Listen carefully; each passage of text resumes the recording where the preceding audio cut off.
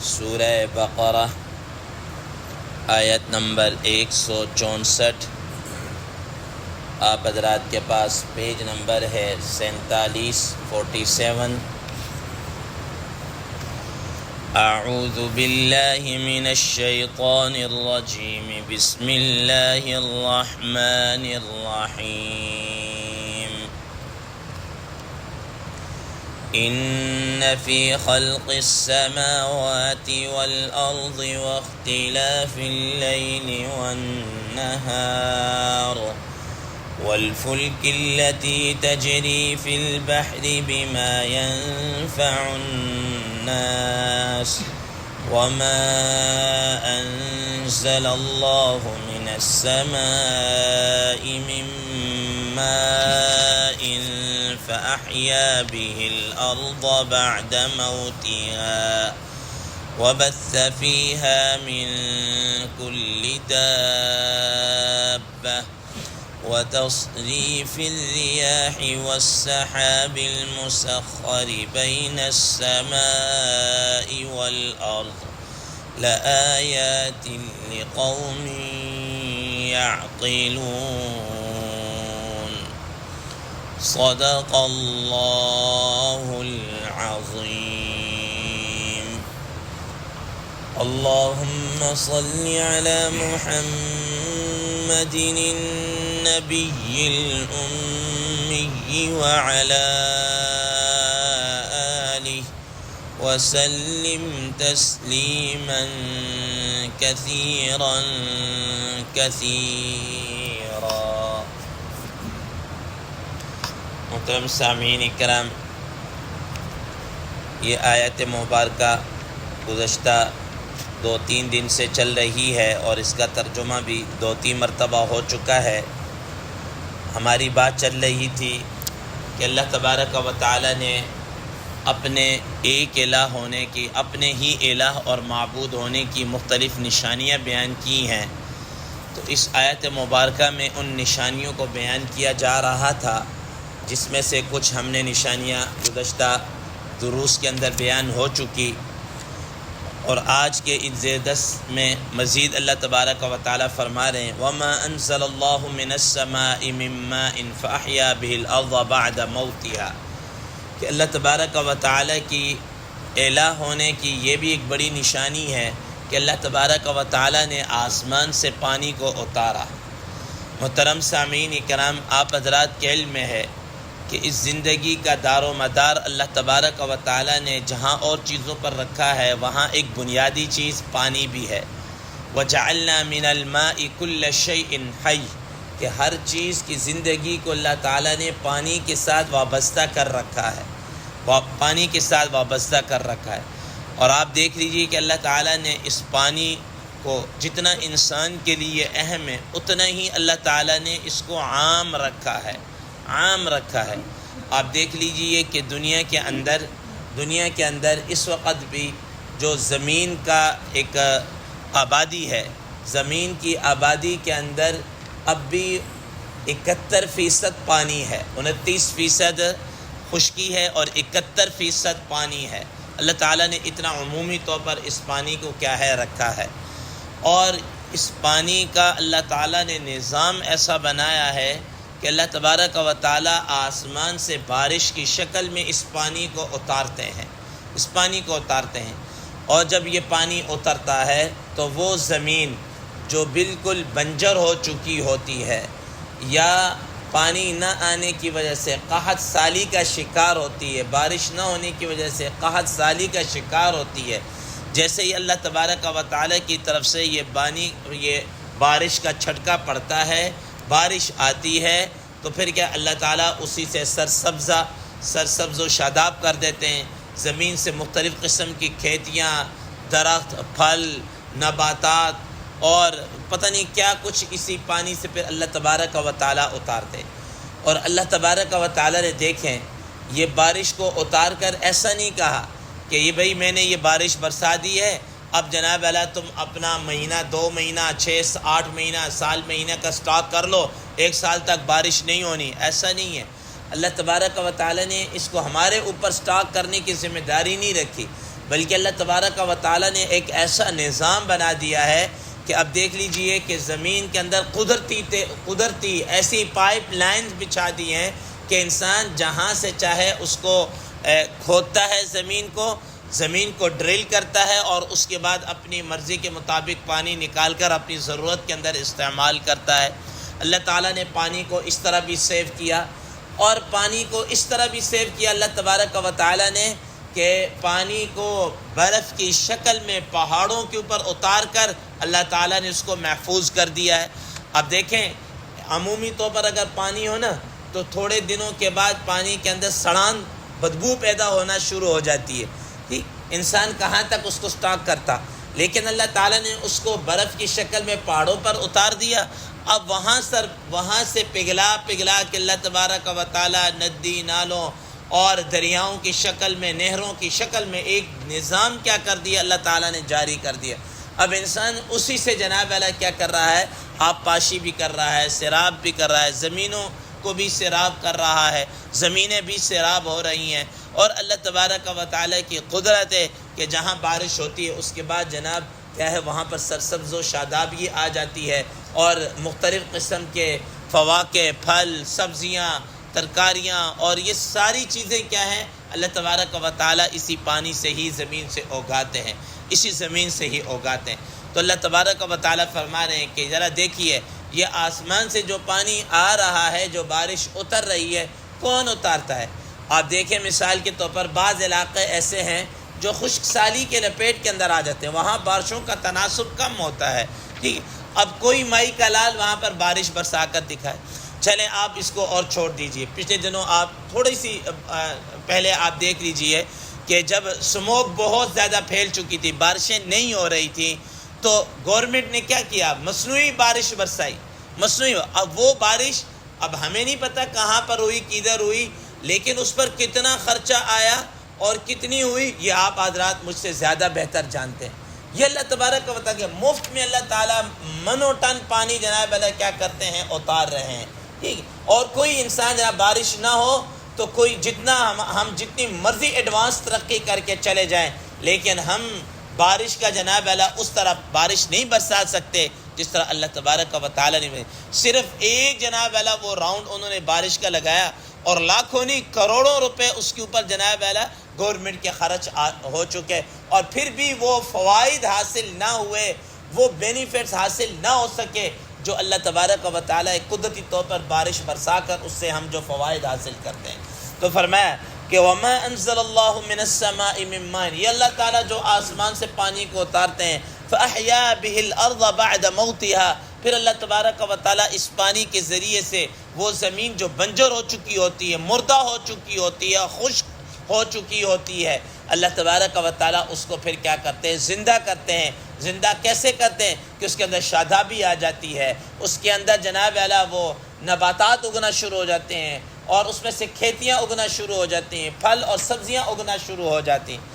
وَبَثَّ فِيهَا مِن كُلِّ دَابَّةٍ، پھر آگے فرمایا کہ اللہ تعالیٰ کی نشانیوں میں سے یہ ہے کہ اللہ تعالیٰ نے اس زمین کے اندر مختلف قسم کے چوپاؤں کو اللہ تعالیٰ نے کیا کر دیا، پھیلا دیا، مختلف قسم کے جانوروں کو پھیلا دیا۔ آپ دیکھ لیجئے یہ جانور انسان کو اللہ تبارک و تعالیٰ نے انسانوں کے مسخر کر دی ہیں، انسانوں کے تابع کر دی ہیں۔ انسان اس سے مختلف قسم کے کام لے رہا ہے، کسی سے جناب اللہ ٹرانسپورٹ کا کام لیتا ہے، مال برداری کا کام لے رہا ہے،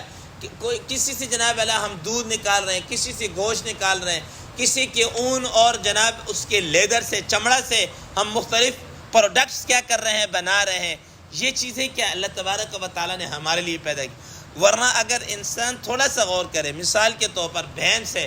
گائے ہے، انسان سے کئی گنا زیادہ طاقتور ہے، اگر وہ ایک جھٹکا دے تو انسان کو ادھر پھینک دے۔ اونٹ ہے، اپنے قد و قامت اور جسامت کے اعتبار سے کتنا بڑا ہے، لیکن اللہ تبارک و تعالیٰ نے اس کو انسان کے کیا کر دیا، تابع کر دیا۔ انسان اس کے اوپر جناب اللہ سامان بھی لاتا ہے، اس کو ذبح کر کے گوشت بھی استعمال کرتا ہے، اور یہ ساری چیزیں۔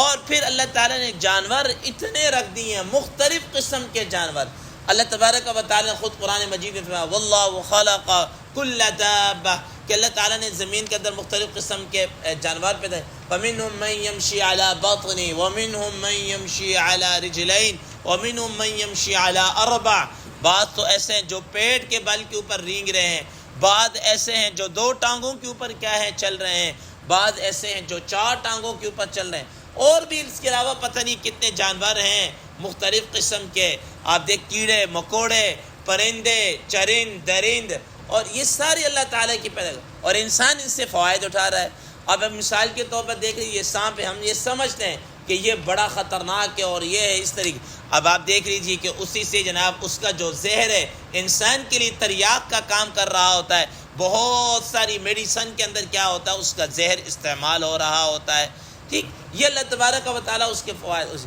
اسی طریقے سے آپ دیکھ لیجئے کہ ہم بہت سے جانور ان سے دودھ لے رہے ہیں، بہت سے جانور ہیں ان سے اون لے رہے ہیں، بہت سے جانور ہیں ان سے گوشت ہم استعمال کر رہے ہیں، پھر یہ تو خشکی کے ہیں، تری کے جانور دیکھ لیجئے مثال کے طور پر مچھلیاں، مختلف قسم کی مچھلیاں، ان سے انسان کتنے فوائد اٹھا رہا ہے، اور سمندر کے اندر اور کتنی مخلوق ہے، کتنی بیش بہا قیمتی مخلوق ہے، انسان اس سے پتہ نہیں کیا کیا فوائد اٹھا رہا ہے۔ تو اللہ تبارک و تعالیٰ فرما رہا ہے وَبَثَّ فِيهَا مِن كُلِّ دَابَّةٍ، کہ اللہ تعالیٰ نے اس زمین کے اندر مختلف قسم کے جانوروں کو اللہ تعالیٰ نے کیا کر دیا ہے، پھیلا دیا ہے، اور انسانوں کے تابع کر دیا ہے، انسان اس سے مختلف قسم کے فوائد حاصل کر رہا ہے۔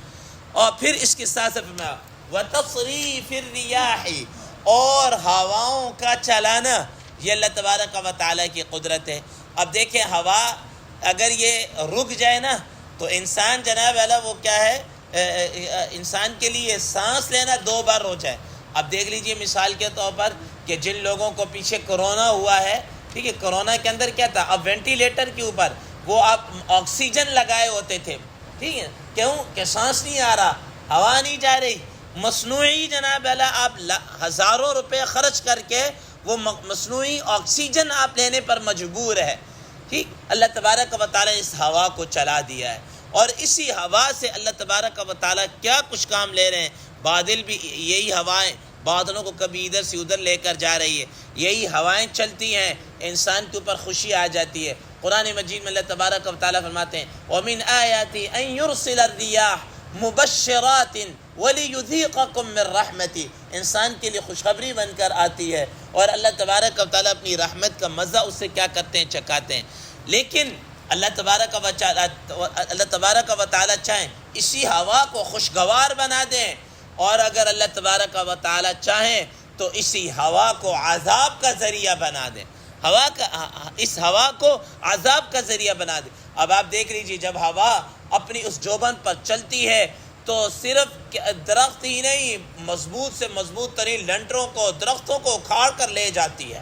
کتنی چھتیں جناب اللہ اڑ جاتی ہیں، اور کیسے جناب کتنی گھنٹہ کلومیٹر فی رفتار پتہ نہیں چلتی ہے انسان اس کے۔ نبی صلی اللہ تعالیٰ علیہ وسلم نے اسی وجہ سے جب یہ ہوا تیز چلتی تھی تو آپ صلی اللہ علیہ وسلم اس کی پناہ مانگتے تھے۔ حدیث مبارکہ میں آتا ہے رسول اللہ صلی اللہ تعالیٰ علیہ وسلم فرمایا اللہم انی اعوذ بک من شرها ومن شر ما فیها ومن شر ما ارسلت بی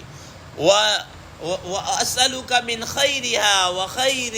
مَا فِيهَا وَخَيْرِ مَا أُرْسِلَتْ بِهِ، کہ ہم اس کی جو بری چیزیں ہیں ہم اس کے شرور سے ہم پناہ مانگتے ہیں، اور اس کے خیر اور جو برکتیں ہم اللہ تعالیٰ اس کے خیر اور برکتوں کو طلب کرتے ہیں، یہ اللہ تبارک و تعالیٰ نے۔ اور اسی وجہ سے آتا ہے رسول اللہ صلی اللہ تعالیٰ علیہ وسلم فرمایا کہ اللہ تبارک و تعالیٰ جب ہوا چلتی تو فرماتے ہیں کہ اللہ تعالیٰ سے ریح کو مانگے، ٹھیک، اللہ تعالیٰ سے ریاح کو مانگے، ریح کو نہ مانگے، کیونکہ ریح ایک عذاب کی شکل میں ہوا آتی ہے، ہوا جو یہ آتی ہے عذاب کی شکل میں آتی ہے۔ قرآن مجید میں آپ دیکھ لیجئے قوم سمود پر تذکرہ آیا اذ ارسلنا علیہم الریح العقیم، ہم نے ان پر ہوا کو بھیجا، ٹھیک ہے نا۔ اسی طریقے سے قوم عاد کا ذکر آیا، وہاں پر بھی اللہ تبارک و تعالیٰ سخر علیہم 7 لیال و 8 ایام حسوما فطر القوم فیہا سرعا، 7 دن 8 رات ہم نے ان کے اوپر ہوا کو مسلط کیا، اور جناب ان کے اوپر چلتی رہی اور ان کو ملیا میٹ کر کے رکھ دیا۔ وتصریف الریاح، تو فرمایا کہ یہ ہوا کا چلنا، یہ ہوا ہی ہے جو بادلوں کو لے کر جاتی ہے ادھر ادھر، اور اسی ہوا کے ذریعے سے انسان جناب اللہ کشتیاں اور جہاز سمندروں میں چلتے ہیں، اور اسی ہوا کو انسان نے اپنے کنٹرول میں کیا ہے کہ اس بھاپ بناتا ہے، پھر اس سے جناب اللہ انجن چلتے ہیں، اور یہ ساری چیزیں مشینری جو چلتی ہے آپ حضرات کے علم میں ہے، ٹھیک ہے نا۔ والسحاب المسخر بین السماء والارض، اور یہ بادل ہیں جو زمین و آسمان کے درمیان میں لٹکے ہوئے ہیں، یہ بادل ہیں جو زمین و آسمان کے درمیان میں لٹکے ہوئے ہیں۔ اب ظاہر ہے یہ بادل ہیں، ہوا ان کو چلاتی ہے، اب یہ پانی سے لبالب بھرے ہوئے ہوتے ہیں، جہاں اللہ تبارک و تعالیٰ کا حکم ہوتا ہے اللہ تبارک و تعالیٰ ان کو برسا دیتے ہیں۔ حتی اذا اقلت سحابا ثقالا سقناہ لبلد میت، کہ یہ جو بادل بھاری بھرکم جو پانی سے لبالب بھرے ہوتے ہیں، اللہ تعالیٰ فرماتے ہیں کہ پھر ہم ان کو ہواؤں کے ذریعے سے چلاتے ہیں، اور جہاں مردہ زمین ہوتی ہے وہاں پر ہمارا حکم ہوتا ہے کہ اس کو برسا دو، اور اس زمین جو مردہ ہو چکی ہوتی، بنجر ہو چکی ہوتی ہے، ہم اس کو دوبارہ زندگی عطا کر دیتے ہیں کہ اس کے اندر سرسبز و شادابی آ جاتی ہے، اس میں کھیت کھلیان اگنا شروع ہو جاتے ہیں۔ یہ اللہ تبارک و تعالیٰ جناب یہ بادل، اور یہ بادل آپ جب اوپر ہوا کے اندر جاتے ہیں، سفر کر رہے ہوتے ہیں ہوائی جہاز کا، تو وہاں پہ دیکھیں بڑے بڑے بادلوں کی شکل میں، پہاڑوں کی شکل میں یہ بادل محسوس ہو رہے ہوتے ہیں۔ یہ اللہ تبارک و تعالیٰ کا نظام ہے۔ اور پھر یہی بادل جو ہیں، کبھی تو ایسا ہوتا ہے کہ آتے ہیں بڑے گہرے بادل آتے ہیں، لیکن اللہ تبارک و تعالیٰ کی طرف سے حکم نہیں ہوتا، ایک قطرہ بارش کا نہیں گرتا، ٹھیک ہے۔ اور کبھی ایسا ہوتا ہے بالکل ہلکے پھلکے بادل ہوتے ہیں اور اللہ تبارک و تعالیٰ کی طرف سے حکم ہوتا ہے، وہ موسیٰ دھار بارش کی طرح کیا برس کر جاتے ہیں۔ یہ اللہ تبارک و تعالیٰ کا کیا ہے نظام ہے۔ فما والسحاب المسخر بین السماء والارض لآیات لقوم یعقلون، اللہ تبارک و تعالیٰ ان ساری چیزوں کو بیان کر کے، یہ زمین و آسمان کی تخلیق ہے، یہ رات دن کا بدلنا، یہ سمندروں کے اندر کشتیوں کا چلانا، یہ آسمان سے پانی کا اتارنا، یہ جناب اعلیٰ زمین کو مردہ ہو جانے کے بعد زندہ کر دینا، مختلف قسم کے جانوروں کو پیدا کرنا اور زمین کے اندر پھیلا دینا، اور ہواؤں کا چلانا، بادلوں کا مسخر کر دینا، بادلوں کا آسمانوں سے پانی سے لبالب بھرا ہوا ہونا، یہ ساری چیزیں فرمایا لآیات لقوم یعقلون، اس میں نشانیاں ان لوگوں کے لیے جو عقل و شعور رکھنے والے ہیں، جو عقل رکھنے والے ہیں۔ کوئی آدمی تھوڑی سی فہم فراست رکھنے والا ہو، اس کو سمجھ میں آ جائے گی کہ یہ کام کوئی انسان نہیں کر سکتا، یہ کون کرتا ہے؟ یہ اللہ تبارک و تعالیٰ کر رہے ہیں۔ جب اللہ تبارک و تعالیٰ کر رہے ہیں تو اس کا مطلب ہے وہی تنہا، وہی معبود بھی ہیں، وہی مسجود بھی ہیں، عبادت کے لائق بھی وہی ہیں، پھر اسی سے ہی سب کچھ اپنی لو لگانی چاہیے۔ اور جب کوئی اور نہیں کر سکتا، اللہ ہی کرتا ہے، تو وہ الہکم الہ واحد کی دلیل بھی بیان کر دی کہ تمہارا معبود وہ ایک ہی ہے۔ اللہ تبارک و تعالیٰ سے دعا ہے اللہ تبارک و تعالیٰ ہمیں ان چیزوں کو سمجھنے کی اور اس پر عمل کرنے کی توفیق عطا فرمائے۔ وآخر دعوانا ان الحمد للہ رب العالمین۔